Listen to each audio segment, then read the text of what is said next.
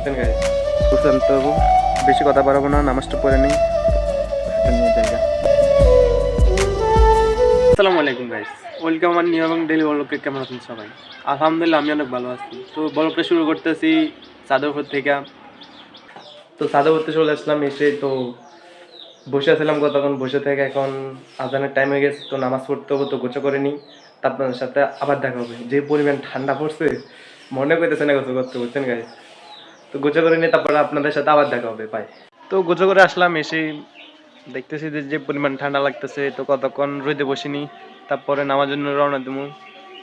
তো মসজিদের সামনে চলে আসলাম, আর বেশি কথা বাড়াবো না, নামাজটা পড়ে নিই। তো নামাজ পড়ার পরে আপনাদের সাথে আবার দেখা হবে।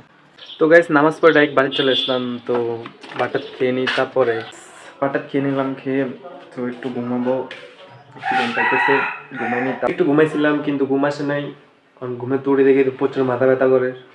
তো আসর নামাজে আজান দিয়ে দিস, তো নামাজটা পড়তে হবো, তো ফটাফট নামাজটা পড়ে আসি। তারপর আলহামদুলিল্লাহ নামাজটা পড়ে নিলাম, পড়ে তো একটু যাইতেছি বাজারের দিকে। বাজারে একটু কাজ আছে, কাজ বলতে আমার একটু গলা ব্যথা না, কাশ আর সর্দি, এটার ওষুধ আনতে হবো, তো যাই। তো গাইজ ডাক্তার দোকানে আসলাম, এসে দেখি কেউ নাই, তো বসে রয়েছি, দেখি কে আছে, ওষুধটা নিয়ে জায়গা।